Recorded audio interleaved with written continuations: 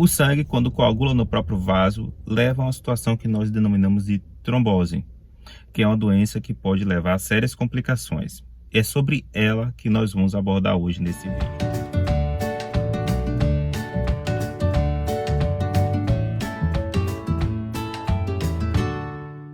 Olá, meu nome é Geidson Cruz, sou hematologista do canal Hemato na Web. Vamos ficar aqui cerca de 10 a 15 minutos falando sobre um tema importante e relevante que pode ajudar você e outras pessoas. Daí fica a dica, se você acha que esse conteúdo é interessante para outras pessoas, não deixe de compartilhar. E claro, se você gosta do conteúdo, considere se inscrever, pois assim você será notificado de outros conteúdos que podem ser interessantes para você também. Não há como falar de trombose sem inicialmente nós falarmos sobre coagulação. Coagulação é um processo fisiológico, ou seja, é um processo normal que todos nós possuímos e a função dele principal é fazer com que o sangue permaneça em seu estado fluido dentro do próprio vaso.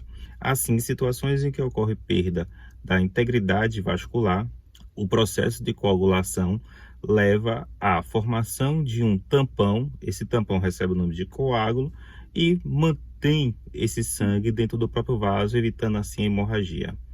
Também faz parte do processo de coagulação, da hemostasia, manter o sangue no seu estado normal, ou seja, que seu estado fluido, pois assim evita que esse coágulo que foi iniciado em determinada região para conter o sangramento, ele se espalhe por toda a circulação. O problema é quando ocorrem alterações nesse processo de coagulação e o sangue começa a fazer coágulos dentro do próprio vaso. É esse processo que nós denominamos de trombose. Determinadas pessoas possuem variáveis, ou seja, riscos genéticos que levam a uma trombose. Porém, não são essas variáveis as mais comuns, apesar de muita gente ir ao hematologista em busca dessas variáveis, em busca de fatores genéticos que levem a um risco maior de trombose. Esses fatores, ou seja, que levam a um risco maior de trombose, são chamadas trombofilias. E, como a gente já pode notar, existem determinados fatores que são hereditários, genéticos e, portanto, imutáveis, nós não conseguimos mudar, mas há determinados fatores que são adquiridos, ou seja, são fatores que você consegue mudar em até determinado momento. E é exatamente sobre esses fatores que a International Society of Thrombosis and Hemostasis criou um dia, e esse dia é o dia 13 de outubro, com o objetivo de conscientizar as pessoas do diagnóstico, da necessidade de conhecer mais sobre a trombose e dos seus fatores de risco. Esses fatores de risco, principalmente os fatores de risco mutáveis, ou seja, os fatores de risco em que eu consigo atuar, são mais comuns do que você imagina. Você sabe quais são esses fatores? Bem, são diversos fatores que levam a um risco maior de trombose. Sem dúvida nenhuma, um dos que mais se destacam é a obesidade. A obesidade eleva de forma significativa o risco de trombose. Porém, não é o único. Ou seja, fatores de risco como o tabagismo, que é um fator muito mutável, aumenta o risco de doenças tromboembólicas, pessoas que têm uma imobilidade importante, pessoas que estão acamadas, também têm um risco importante de trombose, e eu não consigo mudar de forma completa essas pessoas. Vamos supor, uma pessoa tem uma sequela de um acidente vascular encefálico, por exemplo, é muito mais complicado eu reduzir a essa imobilidade. Porém, eu consigo prevenir complicações tromboembólicas. Ainda falando sobre os fatores de risco, existe um fator de risco que também é muito importante e que eu consigo mudar à medida que eu consigo tratar o problema principal, que é o câncer. Nós sabemos que um dos principais fatores de trombose é aquele que é relacionado à neoplasia. O mais curioso é que a pessoa ter câncer aumenta o risco de ter trombose, e o próprio tratamento também, ou seja, leva a um risco tromboembólico maior. Esse fator é um fator que é relativamente frequente, relativamente comum, e o mais curioso acerca desse fator de risco é que não somente o câncer, mas também o seu tratamento aumenta o risco tromboembólico. Então, esses pacientes, se por acaso tem trombose naquele momento em que está com um diagnóstico de neoplasia ou está em tratamento para neoplasia, geralmente o tratamento para trombose ele deve ser prolongado até eu ter a certeza de que a doença não está mais presente.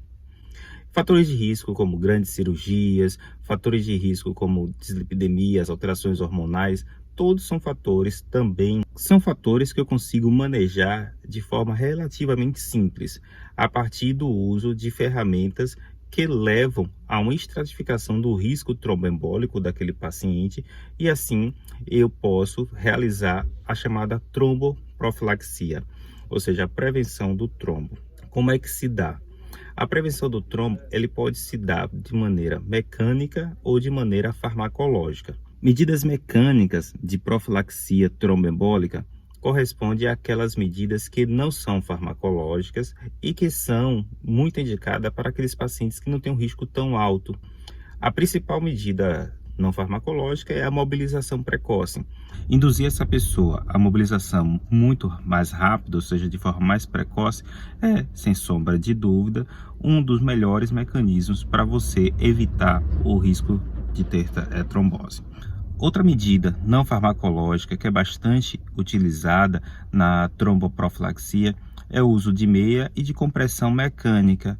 A compressão mecânica são equipamentos geralmente utilizado em unidades hospitalares, em que ocorre a insuflação de uma bolsa de ar, por exemplo, e essa bolsa leva a uma compressão passiva das pernas, ou seja, dos membros inferiores, fazendo com que o sangue não fique em estase, ou seja, não fique parado. É uma medida bastante utilizada e geralmente vem acompanhada pelo uso de meias de compressão. Por outro lado, às vezes eu não consigo realizar somente as medidas não farmacológicas. Eu preciso ter o uso de medicações, que são medicações para prevenir a trombose. E sem dúvida nenhuma, os principais fármacos utilizados na tromboprofilaxia são as heparinas, que pode ser de baixo peso molecular, como é o exemplo da enoxaparina, ou das heparinas não fracionadas, ou seja, de alto peso, que são as heparinas tradicionais. São fármacos seguros na tromboprofilaxia, mas não são o único. Hoje nós também podemos lançar mão em determinadas situações dos novos anticoagulantes, mas em doses bem específicas para tromboprofilaxia e em determinados procedimentos cirúrgicos apenas. Uma vez a trombose sendo instalada, o risco principal é de migração desse trombo para outra região. E geralmente essa região é o pulmão, no fenômeno que nós conhecemos como tromboembolismo pulmonar. A trombose em si só tem uma mortalidade baixa, porém uma morbidade que varia muito de pessoa para pessoa. Por outro lado, a complicação, a evolução dessa trombose pode ter um desfecho muito menos satisfatório, podendo ter um risco de morte maior, como é o caso da tromboembolia pulmonar. Daí a importância do reconhecimento precoce, do uso de medidas de tromboprofilaxia e, claro, se há necessidade, realizar o rastreamento de trombofilias. Muitas vezes as pessoas vão no consultório com apenas um fenômeno tromboembólico, buscando causas para a trombose. Lembrar que o rastreamento para trombofilias hereditárias, além de caro, ele não é necessário na maioria das vezes. Ele é importante e ele deve ser solicitado em situações bem específicas, em que eu tenha um risco de o paciente ter uma trombofilia hereditária e essa trombofilia, uma vez diagnosticada a trombofilia hereditária, medidas futuras serão tomadas a fim de prevenir trombose. Ou seja, se eu vou mudar a conduta, é importante solicitar. Do contrário, não há necessidade de se solicitar o rastreamento para trombofilia hereditária em situações corriqueiras, em situações comuns e principalmente naqueles casos em que eu tenho uma causa bem evidente para a trombose.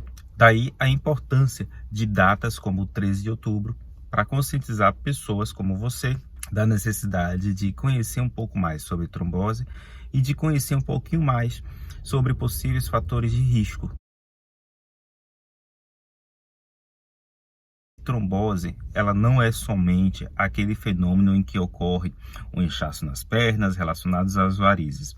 Existe tromboses em diversos outros lugares, em diversos outros sítios, e a pessoa mais adequada para investigar é o profissional médico, geralmente o cirurgião vascular ou então o hematologista, que vai orientar você quais são os exames que devem ser buscados e, uma vez comprovado, como deve prosseguir com o tratamento. Inclusive, se tem indicação cirúrgica, a fazer o encaminhamento para o cirurgião vascular. Essa era a ideia que eu queria passar, divulgar um pouco o 13 de outubro, que é o dia de conscientização do combate à trombose. E claro, se você achou interessante, não deixe de compartilhar para outras pessoas também. Se você tem alguma coisa importante, não deixe de comentar o que você achou importante.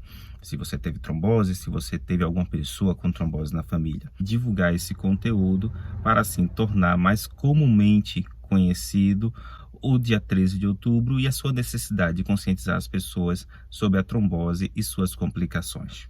Tá legal? Fiquem todos bem.